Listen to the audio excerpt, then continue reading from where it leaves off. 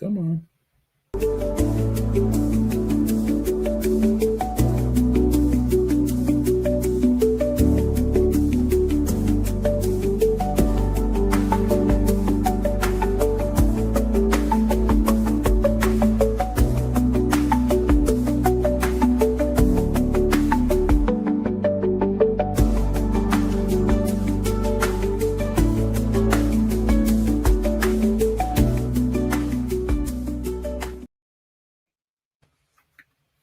Well, good evening, folks, and welcome back to the second episode of When It Was Real.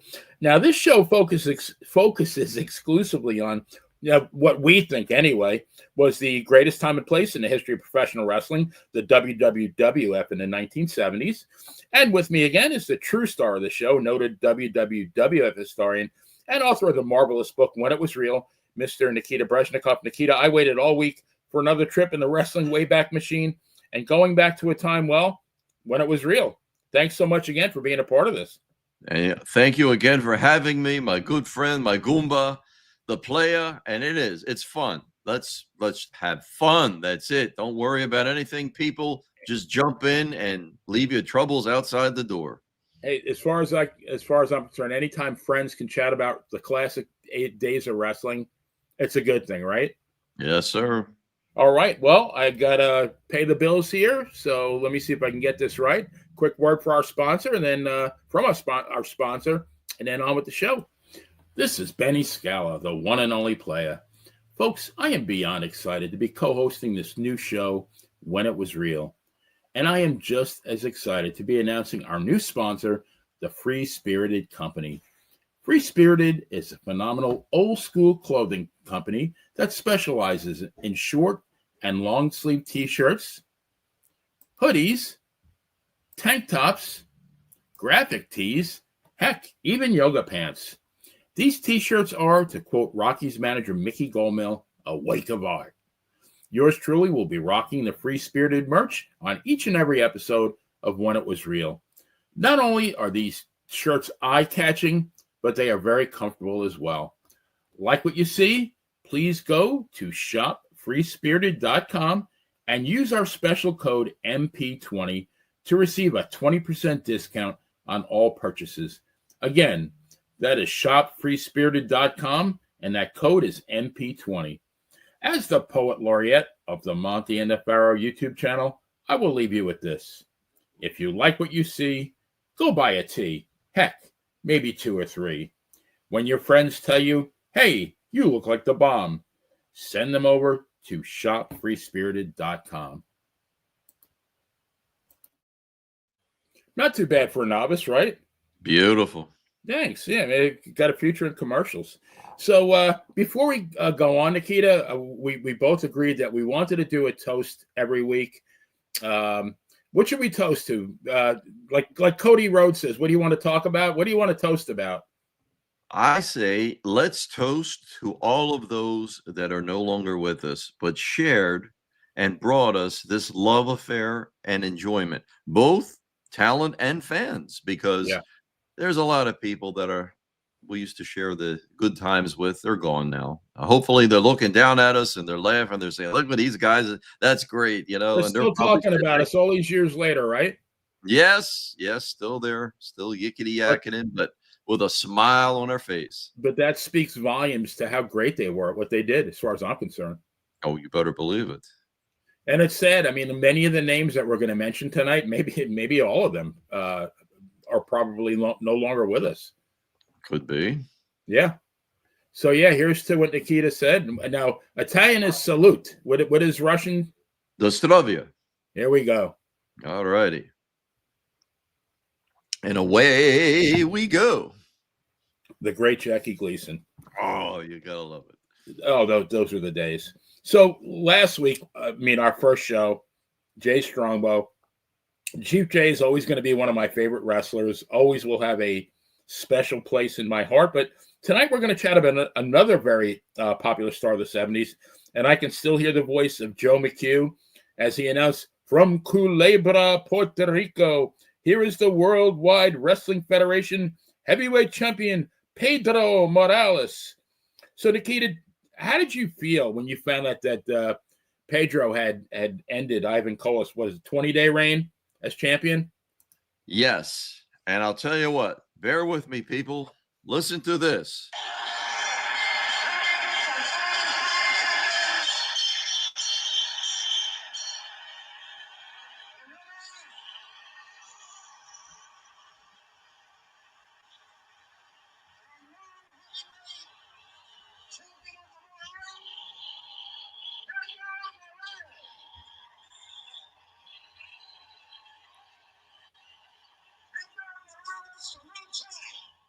I love that because the new heavyweight champion of the world, and that's direct from Madison Square Garden, right after the victory, and Pedro was just announced.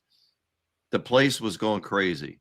And part of it, he beat Ivan Koloff, the nasty Russian, still in the Cold War, people, back in 1971 on February the 8th. You better believe it.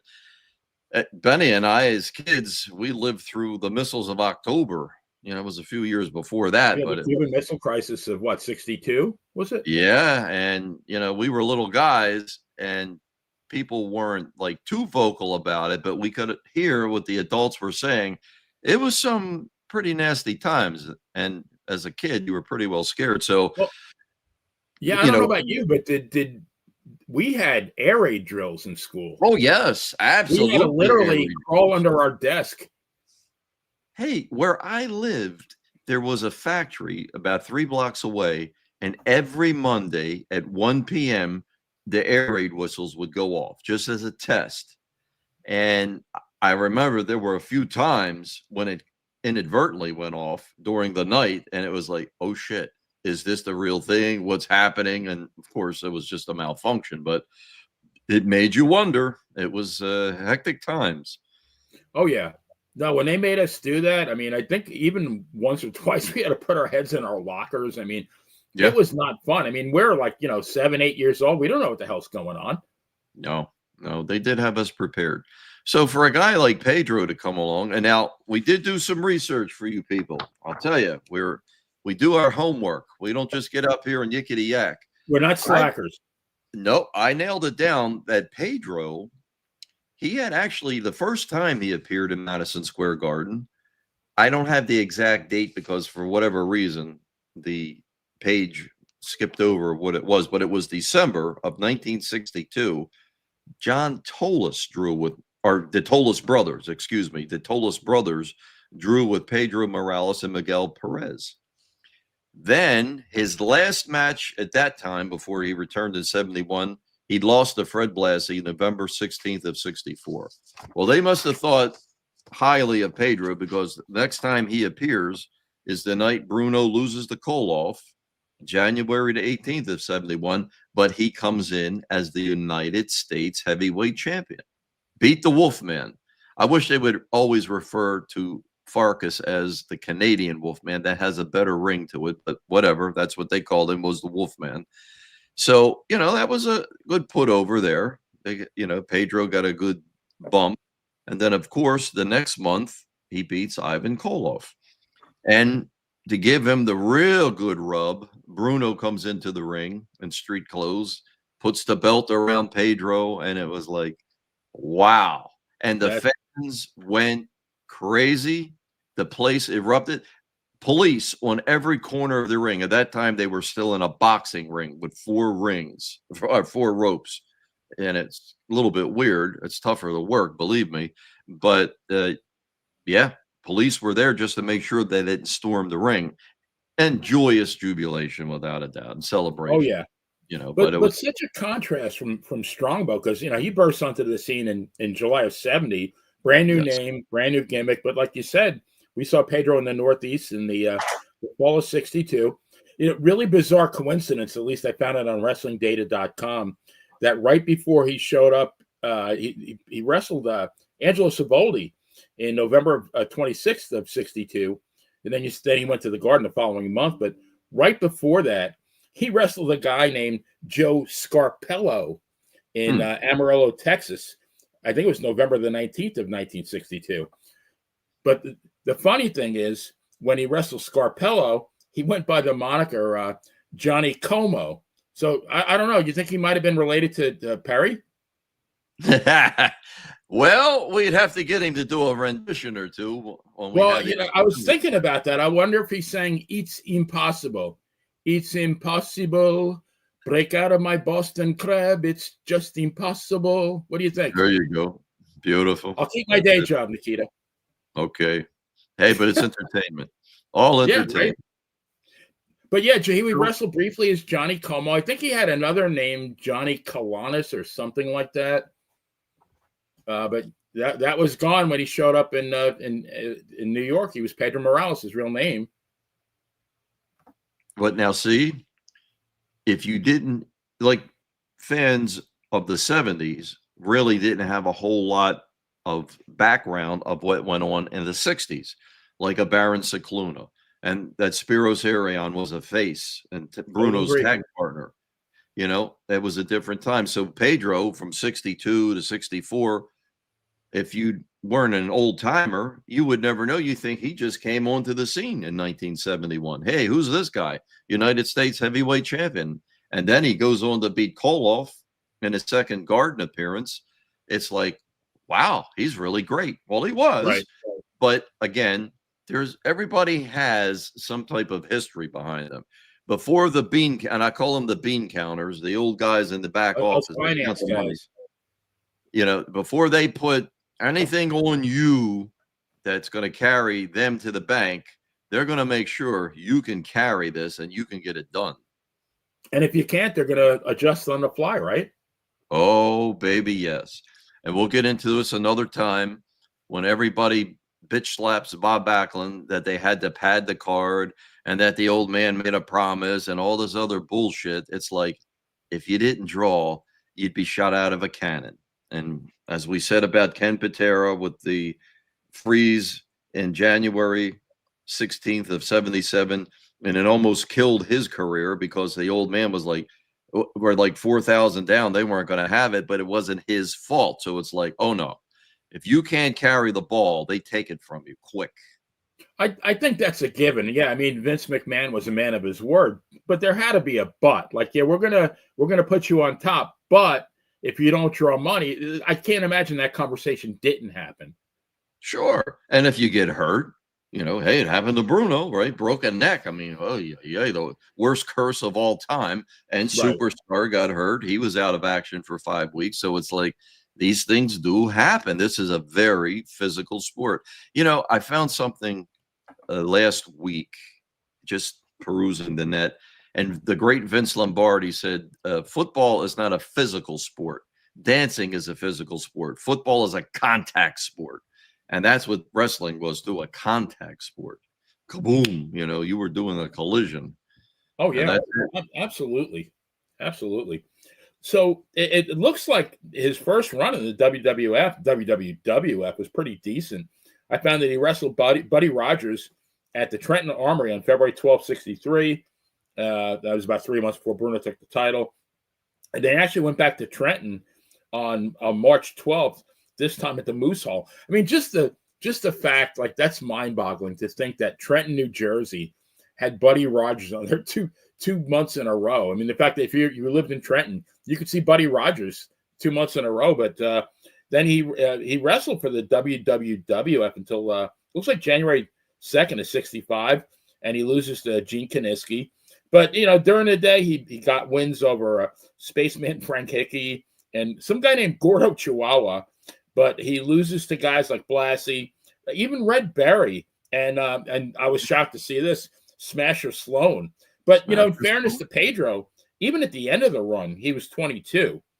Now, the question is, do you think, and I already know the answer to this, but I want to hear from you, Vince had to keep tabs on all of these guys. Like before Pedro came, after Pedro left, I'm sure he kept tabs on Pedro and how he was doing, right? Oh, absolutely. Because Bruno probably had a lot to do with it as well. Because at that point, look, Bruno had been champion since 62.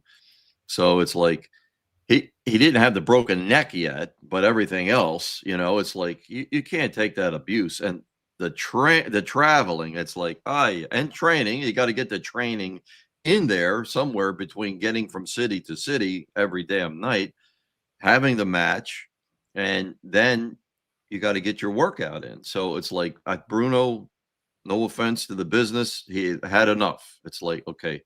And I think he was more than happy to wrap that belt around Pedro and say, God bless you.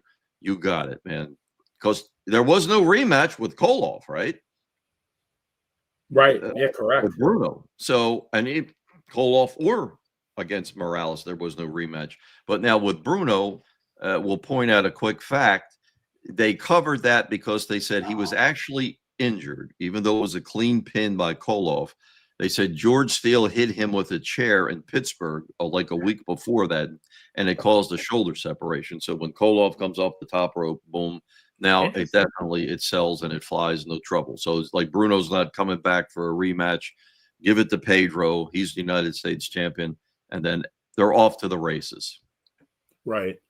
You know, I had no idea. I mean, I knew Pedro had a run in New York in the early 60s, but it was 2 solid years.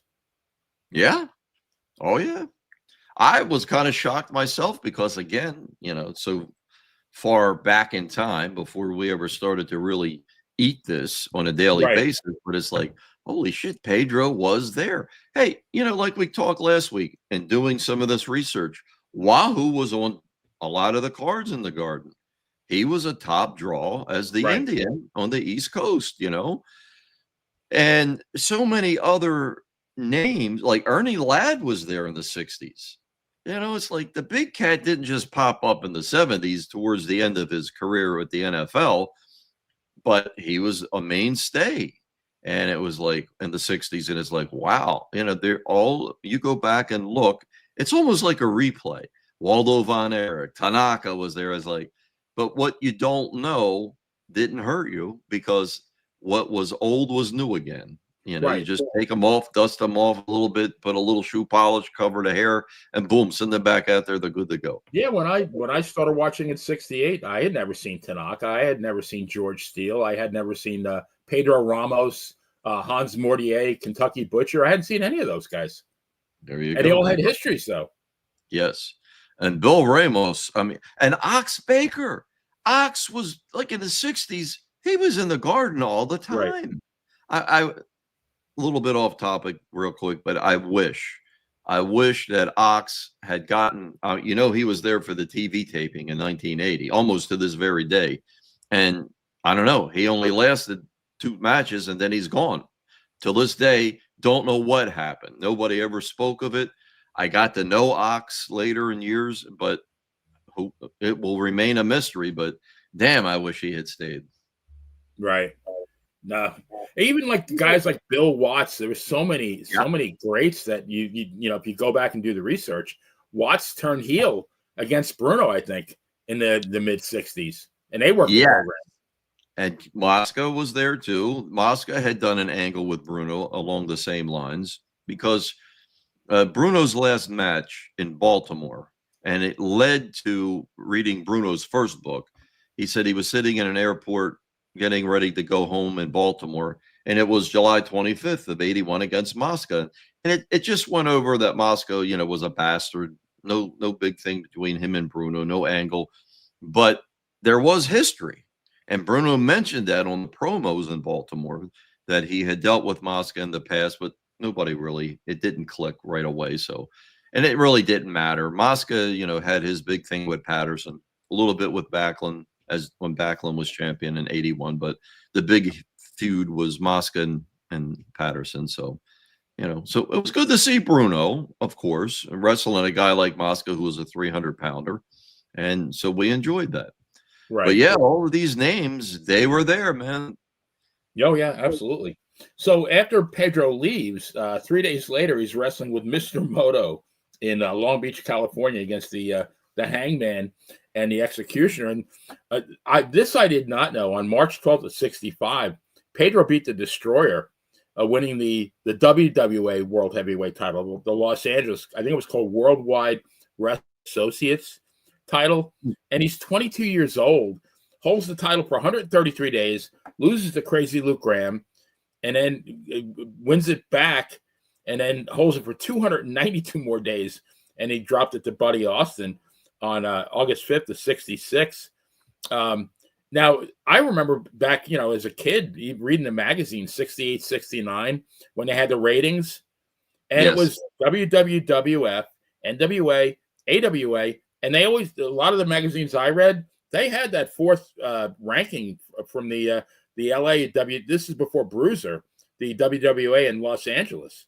So it was pretty significant that he won that title. Yes, without a doubt. And let me backtrack just a second. When you said Buddy Rogers had appeared in these small cities, that was big. Even though, the big towns like Madison Square Garden, Baltimore was Wednesday nights at that time in the early 70s and 60s, and Baltimore really wasn't weekly, or I'm sorry, monthly back in the 60s and the early 70s just yet. They weren't quite in the circuit yet. But of course, Boston Garden, Philadelphia Arena, but the small, even high schools, spot shows like that all added up. Just like, people tell you, squirrel this away every month, do this, prepare for your future. After a while, it adds up. Same thing for the company. These little spot shows all added up and put money in the pockets of those guys, the wrestlers, to get out there and make a living. Because, of course, in those days, before cable, and even what the hell kind of television did they have? UHF station, if you were lucky enough to even have television coverage. Right. So, whatever you could put together and make a payday out of, boy, take that and run to the bank, please. But I mean, wasn't it a win-win? I'm looking at it this way, that the fans got, they benefited because they got to see guys like Buddy Rogers and Pedro. But Yes. the guys, number one, they were getting paid, but they were also getting the reps. I mean, they're getting to wrestle 250, 300 times a year, really perfecting their craft. So it was good for them too. And, on a house show, if you had a little botch on a house show, it was a lot better than having a botch on TV or at the Garden. So they got to really practice their craft. Sure. And sometimes you could do a rehearsal for a bigger show that was coming up, because like people always want to say, well, it's choreographed. It's like, no, there is, number one, no time to choreograph anything in those days. It's just not possible. You just go out there and do it, because again, if the bean counters didn't think you can, you're not going to be there. You're not even going to be in the opener. No, I hear you.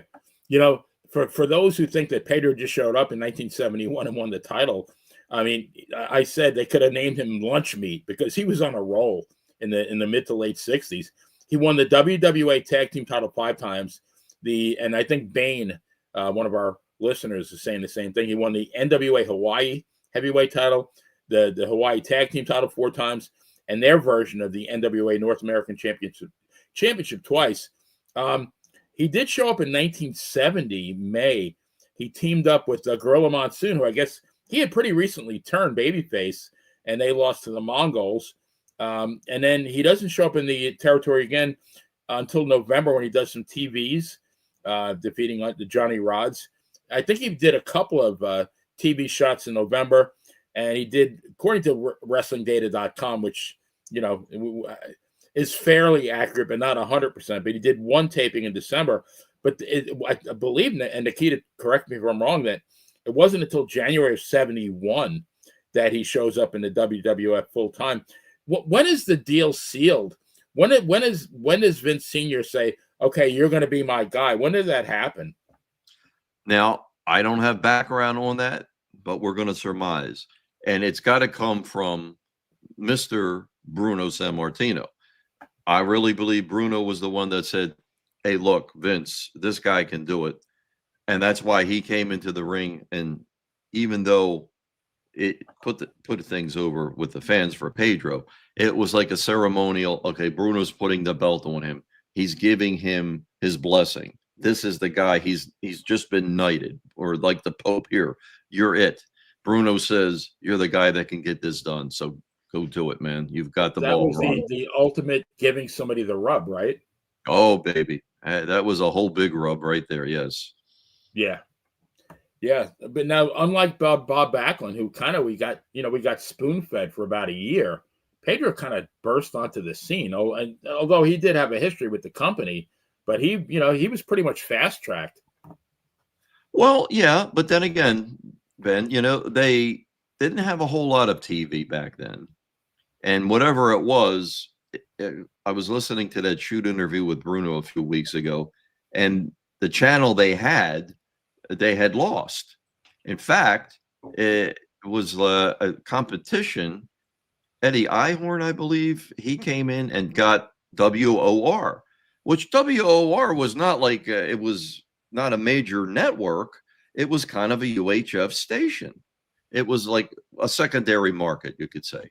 Well, of course, for wrestling, they were getting third section markets because it was like they were on a Spanish speaking station, Bruno said.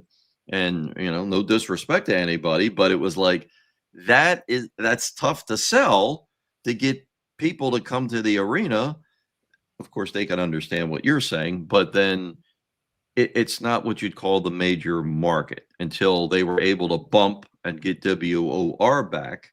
And then it was like, good. Now we can actually put our weekly show on. So it was kind of hard to get somebody over, as we know the word, on television when really television didn't exist. Right. Yeah, good point. So now last week we were talking about Strongbow and how he was chosen to be the designated quote unquote Indian. I've always wondered about how Pedro was handpicked to be Bruno's replacement. Now, this is my, last week I had what I called a payoff question. This is this week's payoff question. I heard that Mario Milano was a strong candidate, but I think by the time that that Pedro beat Ivan, he was already like back in Australia, resettled in Australia. But the one guy that always, to this day, has bugged me was Victor Rivera, and why he was not handpicked. And people, we did not talk about this beforehand. You're getting this fresh from both of us. But yes, you are right. And I'll tell you, I've said this 1,000 times, and I think this really got under Victor's skin. I think what kept it from becoming, and Victor Rivera, he had been active. I mean, he was the international tag team champion. So yeah, and he wrestled. He was there in January. Yes. When Bruno lost, he left for the NWF. Was it Pedro Martinez, Buffalo? Yes. In mid-February. But that's after Pedro won. I mean, the guy was a great worker. Oh, the fans absolutely loved the guy. I mean, phenomenal. I mean, now maybe the language barrier, but Pedro was not a wordsmith either. No, I don't think it was the language barrier. Victor had demons. And as the years go on, the demons got worse. I'm not going to go into the details of the rumors because I come from with my police background, we deal in facts only. So I don't know what happened, but Victor did have a lot of no-shows through the years, especially in Madison Square Garden. Oh, really? And, okay. That ain't going to fly. It's just like, no, we can't trust him with the belt. I believe that's probably how it went. Where Pedro, he probably cut an arm off. Whatever you want me to do, I got it. I do believe they wanted an ethnic champion. Right. And, there was a huge population for that in New York City and a few other cities throughout the Northeast. Bruno was ethnic. It made sense. Why not? But Victor, I really enjoyed Victor Rivera's work. Love Victor Rivera. Yeah, and he kept coming back, through the years, and each time, because it's like, well, Victor's back again, and it's like, how long is he gonna stay? And then it's like he's gone again, even as Danucci's tag partner in '75. Right. It's like, but he saw greener pastures because they were dangling the money with the IWF, that group that Mascaris and Koloff were starting. And Victor, I believe, I'm not positive, but I believe he was promised a big bump there. But here we go again. Television killed them for sure. The old man went in and basically created a blackout. They weren't able to get on television. Roosevelt Stadium, that was a great venue. Oh, yeah. But, I mean, what the hell are you going to do? And then outside, they did have a rainstorm pretty similar to what happened with the Super Bowl with Harley Race and Superstar. And Orlando, or in Miami that time in 1978, and it's like, geez, that's horrible. If you got to be stuck outside, because I'll tell you, you probably remember, Benny, when and this is with Pedro, when he and Bruno wrestled at Shea Stadium. It was September 30th, but it was damn cold that night. Oh yeah. And because you can even see Bruno going to the ring, they're like, man, what the shit? This is cold out here. Of course, they heated up pretty quick. But we have a comment in the chat room from a gentleman named Greg Barry saying Victor Rivera was great, but he wasn't Pedro. I would disagree with that from the point of view that I thought Victor Rivera was a much better worker, but I do think that, like you said, Pedro was a more mature, what they would call a good hand, and I think that was the difference. A good company man, it's like you can depend. Yeah, you can depend on him. He'll be there come hell or high water, and he's going to be straight as an arrow. You ain't got to worry about it. He's going to sway this way or that way, get into the ring. He's there to get the job done. Boom. That's it. Yeah, it's really funny that I thought all those years, you never heard any kind of stories that, Pedro was involved in this or any outside activity. No, never. Stellar champion. Absolutely. And that's what people got to remember. What they wanted back then. And that's why all of this talk about superstar turning face and all this stuff, it's like they wanted a good guy. Good must triumph over evil. So if you're the champion, Bruno, you'd see him outside the arena, suit and tie. Pedro, the same thing, dressed to the nines, very respectful, not looking like, somebody that just got done, coming out from cleaning a bathroom they fixing a car. They carried themselves as champions. Yes. They took it very seriously. Yeah, Bruno said in his book that he would not even have a glass of wine at a restaurant because he didn't want to see a fan seeing him drinking wine. Yeah, because I don't want to mention the person's name that badmouthed Bruno that said, he saw him in a nightclub and he was acting like a fool and dancing with women. And Bruno's like, well, he must be dreaming because I never went to any nightclubs. I could not in my wildest dreams imagine Bruno doing that. No, I didn't go to bars. I didn't even go out and hang with the guys like that. Go to a restaurant and have a nice meal before I hit the road again. But no, Bruno married his high school sweetheart and was married for 59 years. And the only thing that ended it was him passing away. I could never in my wildest dreams. And I have a very vivid imagination. I could not see Bruno doing anything like that at all. No. And I'll tell you what, Nikolai was the same. Chief was the same. People at Dominic, people like that. And that's why at the end of the run, they had something to go to because they put their money in the bank or they sent it home to the wife and she deposited it and everything was fine. And see, like Evan Ginsberg gets on this big thing about, well, Vince McMahon should give him a pension. Vince McMahon should do this. It's like, what part of independent contractor do you not understand? Doesn't work like that. Doesn't work like that in Hollywood. You get your money. Here's what we promised to pay you. We're not, they're SAG. We're not your accountant, right? No. And you do with it whatever you want to do with it. If you waste it and blow it, well, you better make some more movies because that's not our problem. We paid you what we contracted you to.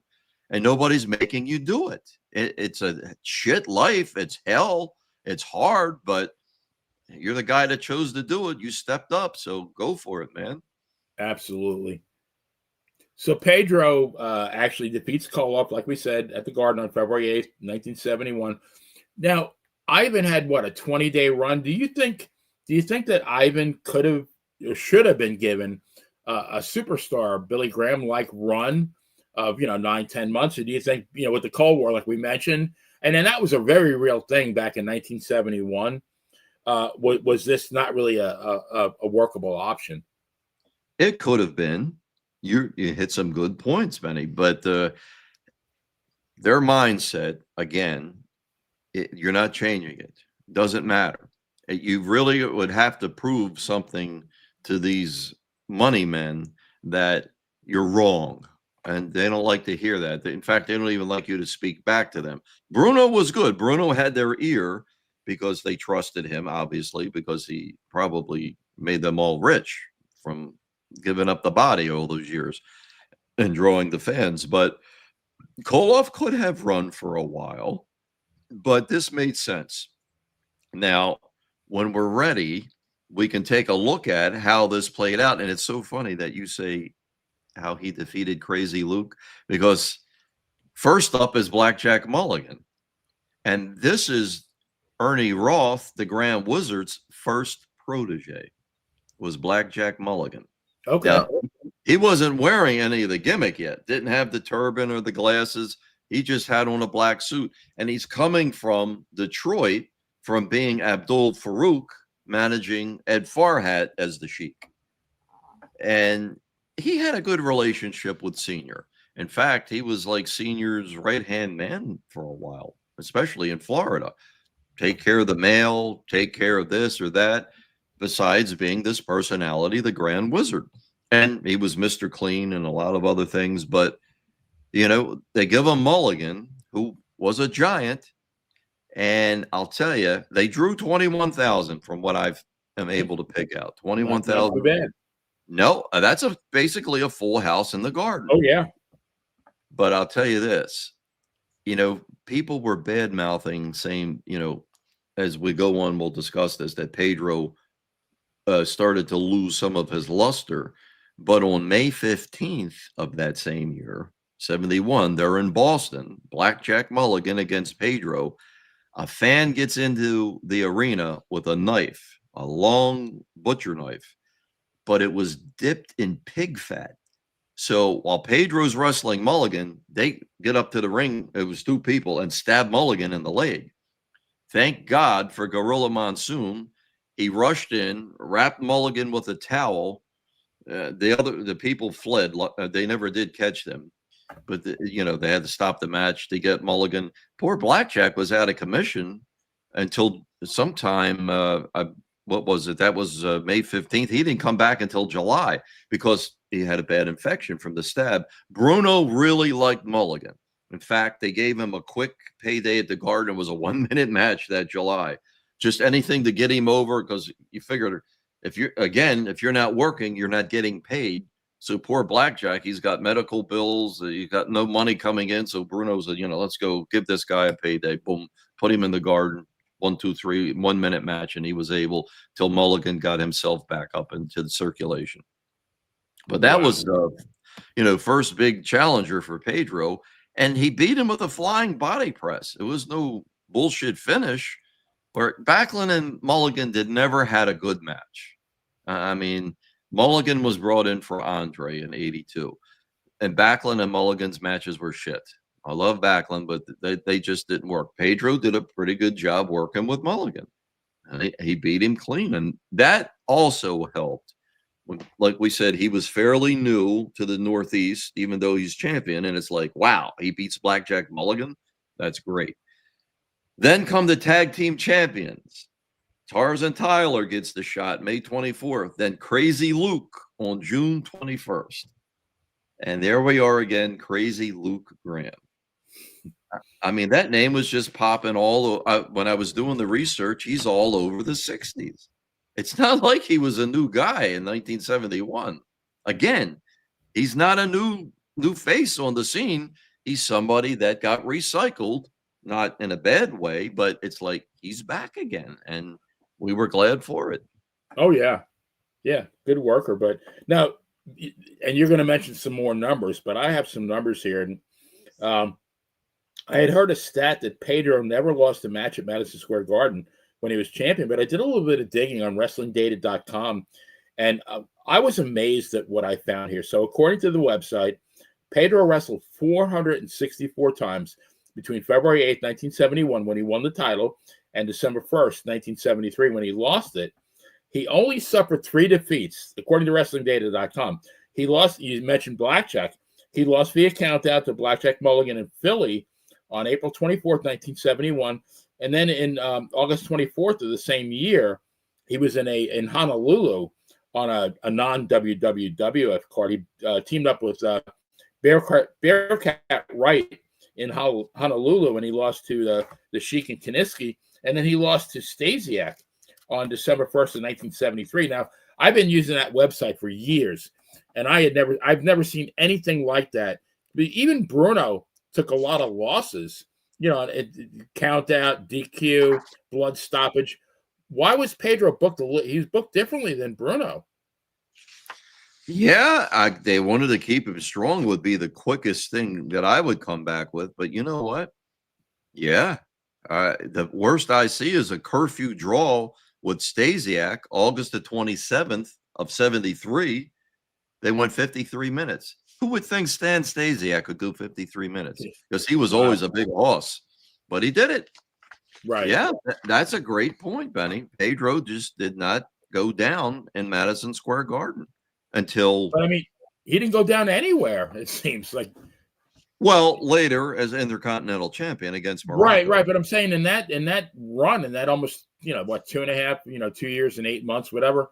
I mean, he lost in a WWW according to Wrestling Data. Now, there might have been other house shows, maybe he lost, but that was the only two that I could find. The Mulligan, and then when he lost to Stasiak for the title. To me, that's amazing.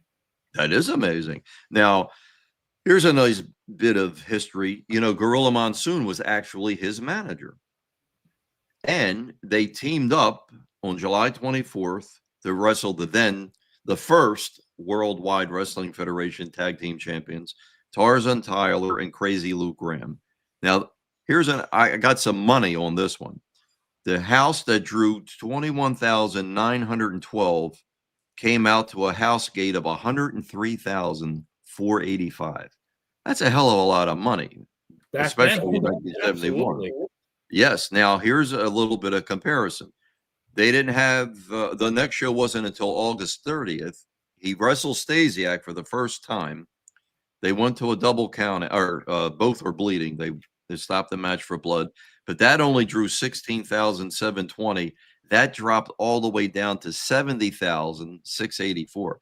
That's a lot of money to give up for the bean counters. They don't like that. No.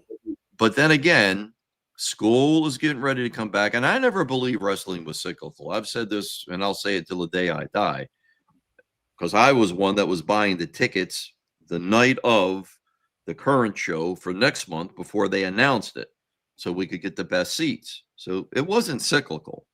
You may have had a couple of thousand here or there, but that situation, because they came back October 25th, they were back up to 22,000, and the gate's 104,000. So they had to make everybody happy. So he ended the year with Blassie. Blassie, he beat Blassie on blood, and then came back the next month and beat him clean. So, 71, I'm going to say they had to be happy. Pedro is looking good. They're solid. They ended 71 with Gotch and Goulet as tag champions at the Garden on December the 6th, beating Graham and Tyler, Crazy Luke Graham. So everybody had to be happy as far as the company executives go. It's like, hey, we made the right decision. This guy can get it done. And people, from what I see in the old tapes, they love Pedro. They were bringing the Puerto Rican flags. You would see a lot of, like with Bruno, there would be Italian flags. So for Pedro, they're bringing the Puerto Rican flags. And at the end of the matches, Pedro would be reaching over, shaking hands, because they didn't have guardrails up right away. It took, I'd say, probably not until later in 73 is when the guardrails kind of surrounded the ring and kept the fans back. Because Miss Krieger was getting up to the ring, and we'll get into that. Miss Krieger. Yep, we'll get into that one as we go into 73, but with Pedro. But he was definitely popular, and people were loving him carrying the belt and being their champion. Now, Nikita, how did they do, with Bruno? Like he maybe lose the first match to, I don't know, Bobby Duncombe on maybe like on blood. And then maybe the second one, they'd have like a double DQ. And then, the third one, then they'd have a Texas death match, which of course Bruno would win. But how did if Pedro was not losing, how do they do like a did he ever do a three match Nope. series? I don't see it. I did not find that Pedro went 3 with anybody in his reign as champion at the Garden. It was like, even though he would win a match, like I saw that he beat Tanaka, and then the next month he wrestled Tanaka again. Now, unless he won the first one by a fluke, and I think the DQ. same thing with George Steele. Yeah, he beat Tanaka on a DQ on January 31st. Then he comes back and gets the clean pin. 22,000 both times, starting off 72, real strong. But then March 13th, Baron Cicluna, co-holder of the tag title. Then the following month, King Curtis, the other co-holder. I don't have any stats for March 13th, but I do have stats for April 17th with King Curtis, 15,549. That's not good. They had to be unhappy. But that's the first loss the Chief took. Firpo beat him on that card on the countout. So the next month, May 22nd, Pampero Firpo, for people that don't know, who became a mailman years later, the wild. Oh yeah, USPS. Yep. And wonderful man. That was a big, they really pumped him up big. And Pedro beats him in a one and done, blows off 19,000. They drew well. Chief and Sonny King become tag champions that night. And Albano was supposed to wrestle Monsoon. Monsoon couldn't make it, so he wrestled Chief, and Chief, bloodied Albano. That basically started the Lou Albano bloodbath run against You Pick the Face and just never got murder pinned, but he bled like a stuck pig, right? That's it. You cannot clean beat Albano, but he will squeal like a girl and run out of the ring, and he'll bleed for you like you've never seen before. Then George Steele gets his first crack, July 1st, near Full House there.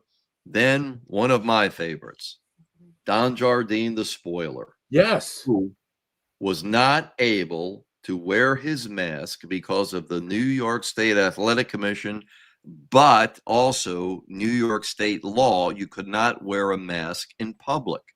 That was due to robberies. So if people would, like the old days where the bandits would put the handkerchief up over their face. Oh, yeah.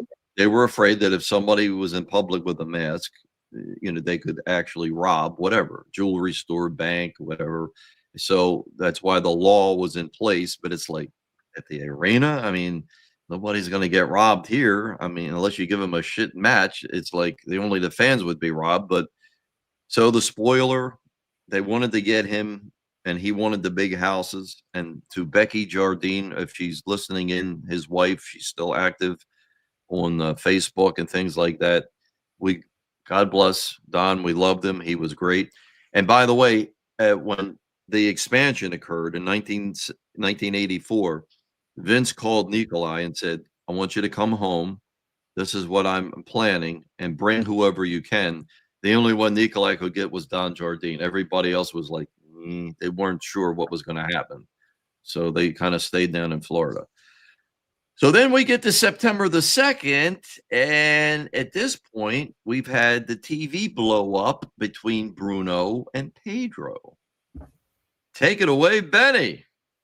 Yeah, so I was going to ask you about that. So the showdown at Shea, does that happen without Bruno? No. And you have to wonder, the houses were looking good in 1972. I think it was more or less, Bruno still was active. He was not retired. And it was like, all right, let's run this through and see what's going to happen. So they go on television against Tanaka and Fuji, who were champions since June 26th. And they're fighting. And then Tanaka blinds Pedro, then Fuji blinds Bruno, and they can't see. They start swinging away. Next thing you know, they're battling each other, and then tempers flare, and then they get ready. They're going to go at each other. They're going to set up this match. Now, to set the stage for people, they didn't decide to just pick Shea Stadium, but the Garden was going to be black for a while because I believe it may have been the Democratic National Convention. So if the Garden was shut down for a couple of months, well, they don't want to go without that big payday, so they put it in Shea Stadium. This was before cable, this wasn't even closed circuit at that time. You had to get your ass into the stadium to watch the match. Right. So September the 2nd, which was the last Garden show that they were going to have until the next Garden show wouldn't be till October 16th. That's a long layoff. So what they did was Pedro beat Ernie Ladd. Bruno comes in and beats George Steele. You know, keep Bruno in the public eye. They drew 21,819, $101,000 gate there. So that's good to get things fired up. But the match itself, I've never really seen it. I've seen pieces of it, but people say it was a snooze fest. It just, you know, even though we love wrestling, you and I, we love pure wrestling as well. I hate when people holler boring during a match, but they said this was a snooze fest. And that's what prompted George Steele to do the famous picture where the cops have the stick around George Steele's throat and they're dragging him off. I've heard two different stories. He said it. One story is he said to Monsoon, I bet you I could make it to the ring. And they said, no, never happened. Another one was that he bet Ernie Ladd, I bet you I can make it to the ring. And they said, there's no way they'll stop you. But it was perfect because if you got Pedro Morales and Bruno in the ring, two of George Steele's arch enemies, right? So crazy George Steele charges the ring. The police intercept him, and then he doesn't reach the ring. They drag him off. Whether it was true or not, or if it was, you know, the old man said, get out there. This match is dying. Go do something. Go do your thing, George. But it happened. They drew 22,508. And that was the night Roberto Clemente, they were playing, the Mets were playing in Pittsburgh, and Roberto got his 3,000th hit that night. I think it was against John Matlack, if I remember correctly. I think you got it. So 22,000 at Shea Stadium, that's not all that much. That's not much different than a Madison Square Garden draw. They drew 140,923 was the gate, because obviously you could charge more for that kind of a show. But, you know, yeah, that was a tough night because a lot of New Yorkers were glued to their TV to see if Clemente was going to get the 3,000th hit. And he got it. And plus, like you said, it was a cold night. It wasn't, the weather wasn't accommodating. Yeah, you know, and believe it or not, because if you look back in time, even on a lot of the Baltimore mail flyers that they would send, it was a 4-page, and it would say air-conditioned Baltimore Civic Center. And when Vince would do the promos, he'd say the air-conditioned Baltimore Civic Center. And it's like, that was a big thing. Because back then, people, not everybody had air. You couldn't afford air conditioning. It was a luxury. It wasn't just, you know, you flick the switch. Usually it was a window unit if you were lucky enough to have the damn thing. And, you know, the concrete jungles of the Northeast, I mean, you're there with the cement, and it was like, the streets were steaming. And, you know, people's blood pressure would rise and they would get pissed at each other. You'd have all kind of shit going on. And it was like, yeah, you know, so you cool off, you go to, no malls back then, it didn't exist. So you go to the movie theater, or in this case, maybe wrestling, and have a nice cool night. Yeah. So you said there wasn't another Garden card till October. So what happened then?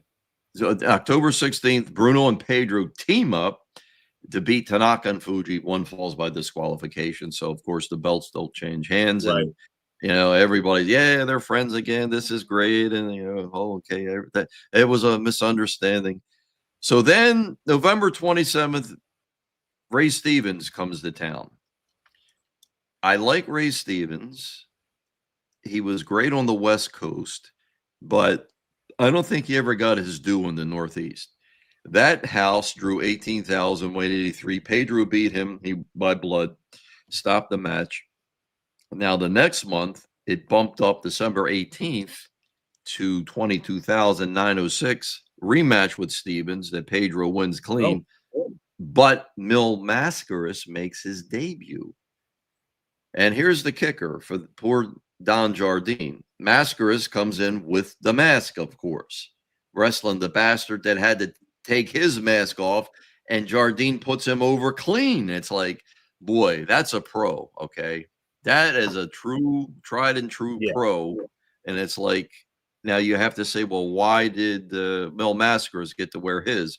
I'm sure the bottom line was, I'm not coming in if I can't wear the mask. Because I used to say El Olympico was our Mascaras knockoff, because he would appear in the garden with the face cut out. With a half a mask, right? Yeah, it was stupid. The hood, but no face. Right. And the Russians were the same. Remember the Russians? Yes. Pedro Goiti and Juan Sebastian, they were actually, the Hispanic, but they were billed as the Russians. So they would have the face taken out so they could appear in Madison Square Garden. It's like, oh, yeah, it looks so stupid. Just take the whole damn thing off and be done with it. But that's how they worked it. Right. So then we go to 73 and the year of the Moondog. And I love Lonnie Main. And they sold out with the January 19th show, without a doubt. And Baltimore, Philadelphia, everywhere Pedro appeared with Moondog Main, or Chief against Moondog Main, because he was the crazy man that ate the live goldfish in the ring and would chew broken glass. And I'm not kidding, people. He would do this nutty shit. But we loved it.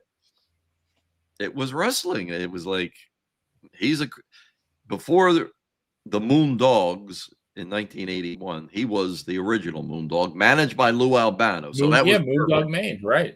Yeah, that was perfect. Moondog Main, and then the 26th, King Curtis is back, but he's just King Curtis. He's not with Baron Cicluna. And that one, it was a sellout, but also on that card, Vern Gagne was supposed to wrestle Eddie Graham, or he was supposed to wrestle Ray Stevens.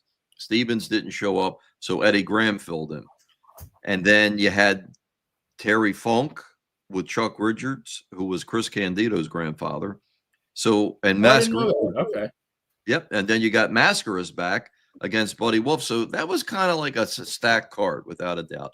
But that was not unusual that you would bring in these guest stars, I'll call them, from other champions and other top talent. Because it was weird. In 72, Jack Briscoe appeared in Boston a few times, and it's like, why did you need to do that? Well, you gave him a payday. Briscoe was a well-liked guy, and of course, one of our great talents. Sure. Unfortunately, he was locked into the NWA, because I'd like to have seen Jack Briscoe get a longer run with the WWF. That would have really been stellar, but you can't split the atom. You got to be in one place at the one time, and that's that. But then we start to see, now Baltimore was one of the first, and things are looking okay. March 30th against the Blassie, sellout. And then Andre's first appearance, April 30th, he beat Tanaka. So it was like, wow. They got the Giant. He comes to town. Oh, I'm sorry. March 30th was Andre's first appearance. He beat Buddy Wolf March 30th with the Blassie main event on top with Pedro. Then the next month, Andre's back. But Baltimore in 73, from that whole spring and summer, it was Bobo Brazil on top. And you got to say, well, what the hell's going on there? Pedro wrestled some small cities those same nights. But Baltimore was trying to get established to be a major league town, because they weren't quite ready for Saturdays yet. That would come later in the year in 73. But it was like Bobo was really over big in Baltimore. And again, going back to Superstar, that's the only place where Superstar wrestled Bobo. It was Baltimore. And Bobo wasn't in the territory at the time, like when he was United States champion in 76 and 70. He was not in the territory. But they brought him in for that one night, July 16th of 77, and the place was sold out, and it was genius. It was good booking. But Bobo carried Baltimore for that summer. And you have to say, all right, what the hell's going on? Why is this? Then Bruno starts making appearances in Philadelphia, and they sell out because Bruno's back in town, and it's like, Now this is starting to make people stop and take notice. What the hell's going on here? And is Pedro starting to fail? I think, well, the opinion was that he wasn't drawing the secondary markets like a Boston, Baltimore, obviously. Philadelphia was hit and miss, but the Garden, he was doing okay. August 27th is when he went to the curfew with Stasiak. 18,666. That's not bad. That's close to a Not sellout. horrible, no. Yeah, August. Everybody's still getting ready the last run at the beach before the kids go back to school. So that wasn't too bad. And then the next month, he goes to a return Texas death match with Stasiak. They're back at Full House again. That's the night Vicky Williams and Joyce Grable beat Donna Cristianello and Tony Rose, become women's tag champs, which I still don't understand. They took a lot of pictures with the old man, and that was that. That was it. You didn't see him again. They could have kept that alive. It's like, Yeah, that would have been good. They had Moolah come in from time to time. Of course, my all-time favorite match, Moolah against Vicky Williams. That's a classic. But why they didn't cultivate the ladies tag team championship is beyond me. yeah. But November the 12th, maybe this was the icing on the cake. Larry Hennig, they drew 16,000 at the Garden, 148. And that had to be like, okay, this is just not good. What I've heard over the years, they stalked Bruno, junior and senior. They were following him around, calling him, Bruno, we need you to come back. We need you to be champion again. At this point, Bruno's co-tag champ with Dick the Bruiser in Indianapolis. Right. So it's like, he's happy. Things are going well. He's still Wrestling a couple of times a week, right? Yeah. At his leisure, he's smart with his money. It's not like he's desperate. It's like, Right. What the hell do I want to do this for? And I guess in hindsight, because if you look at when Bruno wins the belt that night, there's some pictures. I should have posted it. December the 10th of 73. And he's looking at the belt. And I captioned it one time on my Facebook page. Bruno's looking at it like, what the hell did I just do? It's like, why am I doing this? Somebody stop me. But it was like, okay. And then, of course, 4 months later, or a couple of years later, he gets the broken neck, and it's like, son of a bitch. It's just one of those things. But you got to give Pedro credit. By the way, let me say this. Piece of my history as a fan's tied in there. Pedro's last successful title defense anywhere was in Baltimore. The first night that I ever went to a live card, November the 28th, 73, there was a battle royal. So my best friend's father took us, because in those days it was like the docks, like the movies you see. Baltimore didn't have the inner harbor yet. It wasn't a place you'd let younger kids go by themselves. So since I was going with my best friend's father, fine, we had adult supervision, we were protected. So they had a battle royal, Andre's first appearance in Baltimore. So this was just like fantastic. It was stellar. So the last three in the ring are Chief with Tanaka and Fuji. So, Chief held his own for a while. So Fuji pins Chief, and then Tanaka falls on Fuji. So he gets the match. And this is one of the first times, my first night, that I seen an idiot challenge a wrestler. Tanaka walks out of the ring after being beat by Pedro, and this guy forearms him. Tanaka just looked at him and went, yeah, he gave the guy a shot. And I swear to you, 4 rows, the guy goes orbit. Just like of all the guys to mess with, Tanaka, man, you got to be a special kind of stupid to do that. I mean, man, oh, effing man, you are crazy. So little did we know. Now, Pedro was actually scheduled to go to Pittsburgh that Friday night, but he didn't show up. And then he shows up in Philadelphia December the 1st. What I'm told over the years, Stasiak didn't even know that it was going to happen until he's lacing up his boots. And it sounded to me like it was Monsoon that came up and gave him the finish and said, all right, Stan, you're going over tonight. You're going to do a double finish. You and Pedro, you lift your shoulder, Pedro doesn't. And Stasiak's like, well, I win. And he's like, yeah, you win, Stan. He's like, Then I become the champion. He's like, yes, Dan, you catch it on. You become the champion. I was like, what the hell? I become the Right. champion. So I was like, okay, that's fine. But there is no tape of it anywhere. Nothing. Now, my publisher, Scott Teal, the great Scott Teal, Love Scott Teal.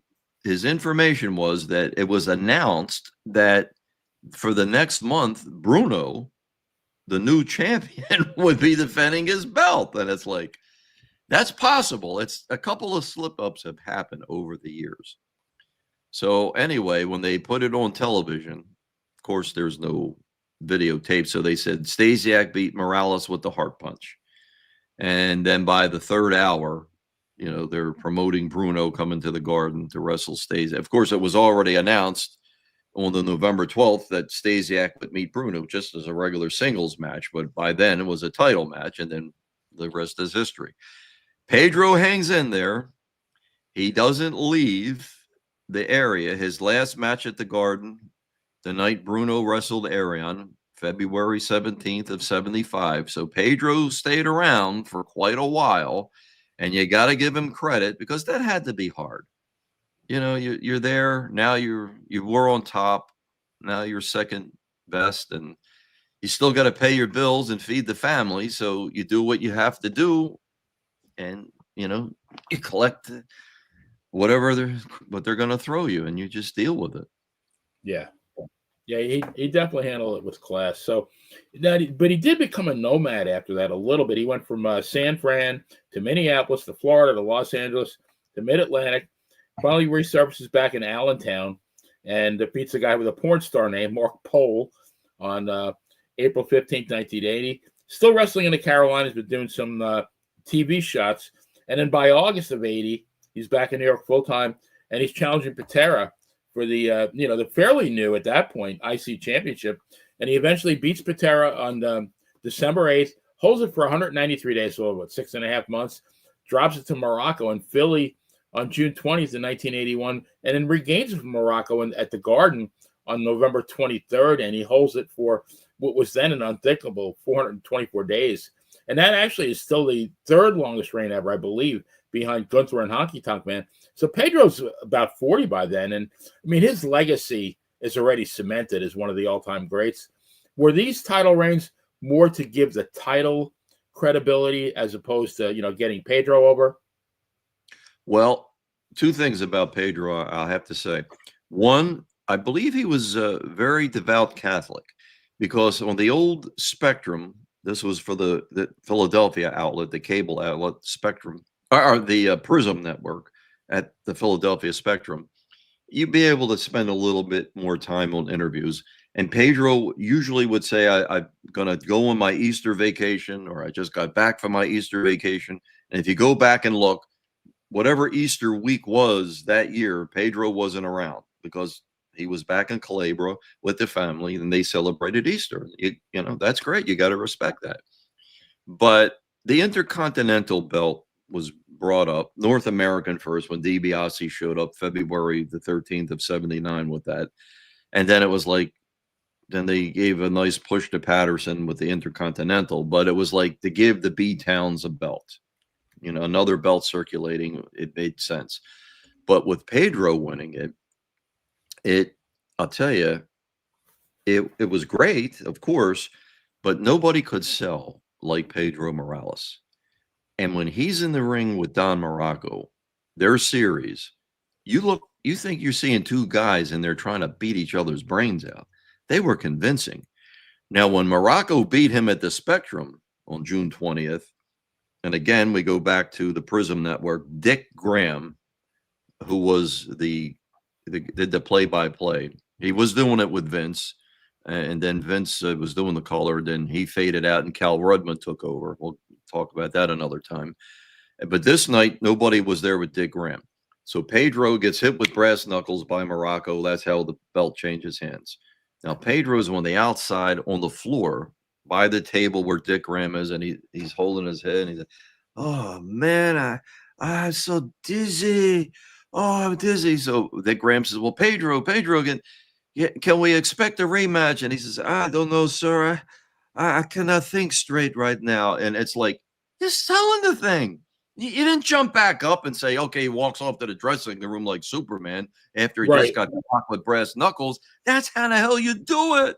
That's what made us believe and be able to say, hey, this shit's real. We believe in it. Pedro was the greatest. Tito's pretty damn close too. You listen to Tito in a match, and I mean, he pours it out. It sounds like the poor guy's having his teeth pulled out with rusty pliers, and it's like that's what you got to do, and it's not over where you're getting beat up with somebody's using a chainsaw or some stupid shit on you. Brass knuckles, that's a big deal. It should have ended the match, and it did. And naturally, if anybody's ever been on the street and seen it, if somebody hits you with brass knuckles, you're usually going to go in an ambo, So it's like Right. Yeah. Pedro played that to perfection. That was great. But the night he got the belt back on November 23rd from Morocco, and it was Thanksgiving week that Monday night, and it was great. It was an eruption. Again, the Garden loved that. It was like just so, and because too, Morocco's got the brass knuckles, swings and misses. Pedro comes off the rope, boom, hits Morocco. He picks it up. It was a Texas death match. Bang, he knocked him out, and it's like perfect revenge. That's beautiful. See, these guys know what the hell. Whoever was in charge, whoever was calling the shots, which I would say Vince Sr., of course, and Gilzenberg before he passed away, and then Zacco, and they knew what the hell they were talking about. Oh yeah. It was perfect. And then when Pedro lost to Morocco, the January 22nd of 83, he injured his knee jumping in the corner. So he goes for a slam, loses his footing, goes back because of the weak knee, and he takes a clean pin, but it's with an injury. So that made sense. Pedro was able to leave with dignity. And then he stayed around for a couple of months, and then he faded out until it was like 85. He came back. And then, but he went to Puerto Rico, and then he wins the WWC North American Championship, which almost was the equivalent of a world title against Buddy Landel. He loses to Sweet Daddy Siki, another legend, in January of 84. So he takes a little hiatus, but then he comes back for his fourth run in WWF in mid-1985. So he's almost 43, still booked very strong. And in 86, he's pushing 44. He wrestled 230 times, and he's still going over most of the time. So at this point, what's keeping him going? Is it the money or just the fact that he loves wrestling? Both. I mean, that's your living. That's your livelihood. And at that time, 86, Vince Jr. was the only game in town. They pretty much had captivated everything after WrestleMania on March 31st of 85. So where else are you going to go? Where are you going to make a decent living? And Vince, you're probably getting better payoffs at that point, right? Than you were getting in the 70s. Better payoffs. And regardless of what's been said, Vince did have a soft spot for the legends. And he certainly was grateful for what Pedro had done for the company in years past. And so, he kept him going for a bit, but it's like your time has passed, Pedro, just like with everybody else. So you're not going to do anything spectacular, but hey, we'll keep you strong. You'll make a living though, right? You'll make a living with respect and dignity. We're not going to have you put over some up and comer. So that was great. They handled it well. Right. So then in 87, he's putting over guys. He's starting to put over guys like Orndorff, Butch Reed, Honky Tonk, and he retired that July, I believe, and he became a Spanish announcer for WWF. So still had employment, and he settled down in New Jersey with his wife Karen and Pedro Jr., who I believe sadly passed away fairly young in life. Inducted into the Hall of Fame in 1995, and Pedro passed away in 2019 at the age of I believe 76. Do you think in terms of the history of the WWF that Pedro is underappreciated or underrated? Yes, I do. And the so-called know-it-alls a lot of times sling their shit. And the problem is, they say, well, he couldn't draw. He wasn't this. He wasn't that.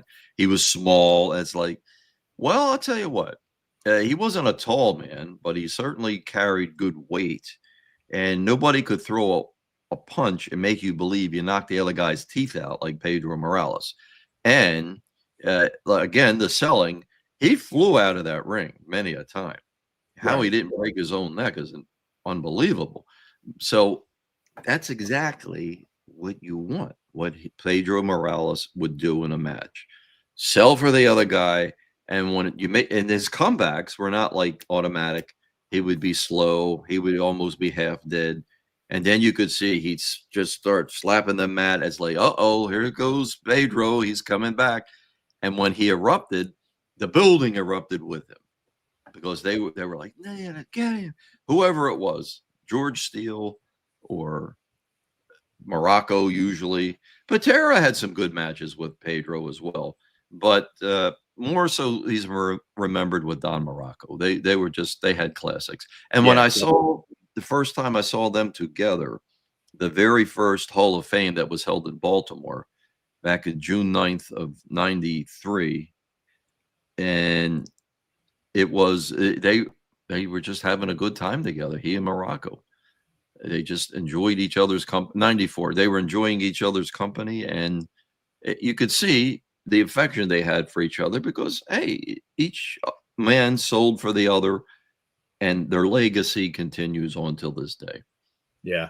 You know, I really think it definitely boiled down to money because, you know, Bruno had the 7-year, 8-month run. Backlund had the 5-year, 10-month run. But, you know, the money was coming in, and Pedro's was, I believe, only 2 years and 9 months. But unfortunately, the money wasn't coming in to the same extent it was with Bruno. You're not going to, yeah. I mean, the problem was Bruno. And his legacy, I wouldn't want to be the guy that followed him. No, I mean, you're talking about impossible shoes to fill. Yes, even Backlund, years later, when Bruno was, you know, okay, he's beaten by Superstar. And again, we get back to this thing about, oh, well, you know, why didn't they turn Superstar face? It's like the mindset was not the guy that stole the belt from Bruno cannot be the champion of this company. That's not going to work. That's not a good message to send.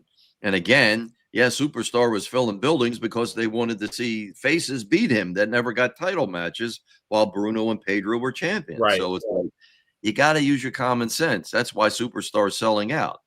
But, you know, to fill Bruno's shoes, it's like, sorry, Pedro, you just came at a bad time. I think all in all, he did a great job because some of the results we were giving, you know, there was still a lot of sellouts. But then again, you know, Larry Hennig, he never got over big in the Northeast. He really did. No disrespect to Larry the Axe Hennig, but Lou Albano managed him. That was great. But it just wasn't there. Again, like Ray Stevens a year earlier, it just wasn't there. I'm thinking like Crushing Purdue back in the day. Yeah, you know, on the West Coast, you're just fantastic. Larry Hennig out in Minnesota, you're the king. But out here, it's just not a clicking, man. Yeah. Yeah, I mean, my thing with Pedro, you know, again, I love Pedro, but to me, like, it just wasn't Bruno. That was really Pedro's biggest fault was that he wasn't Bruno, but that's no fault of his.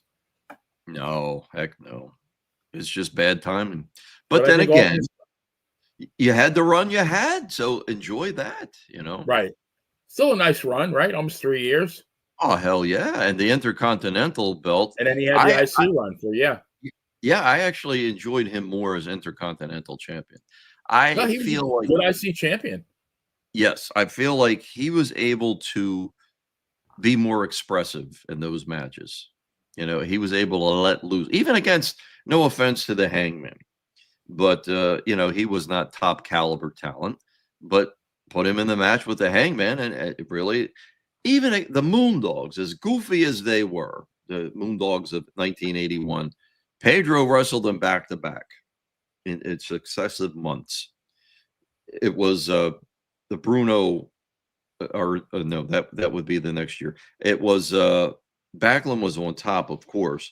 So Pedro's wrestling one Moondog here. Oh, Slaughter and Patterson was hot as a firecracker. So, you know, they had that Backlund against Hansen. So they just, you know, sent Pedro out there with the Moondogs. 1 month, first month was King. big 300 and almost 45-pound man. It's like, how the hell do you work with him? But they did it. And then the next month it was Rex. So, hey, those were great matches. Again, Pedro's selling there's no tomorrow really made the difference. I mean, the guy, like you said, I mean, I think he was the ultimate corporate soldier. And I think Vince Jr., to his credit, acknowledged that and gave him the IC runs. Absolutely. Again, Vince did have an appreciation for those that bled for the company through the years. He really did. And yeah, loyal company guys. Yes. Pedro always did what he was asked to do.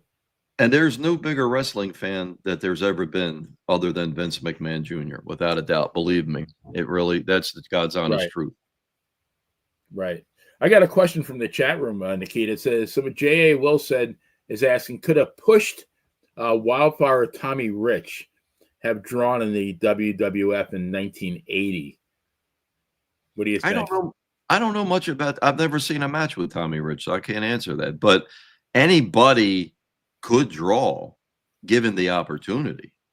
I mean, all you have to do, you have to have that opportunity. But when you get in there, I mean, look, Mike Sharp, they brought him up, and we always talk highly because of his work skill and his work ethic. Mike Sharp was able to perform. Other lighter guys, Rick McGraw. Rick McGraw was really small, but very powerful. He got over. Kurt Hennig, when he was starting out, was very lean, but he really got the fans behind him. And they it almost happened too soon because I don't think he was quite ready yet. Yeah, he's a little bit green at that point. Yeah, but and he was really kind of thin, but he got so damn popular. It's like, we almost got to cut him loose now. It's like, this guy's taking off.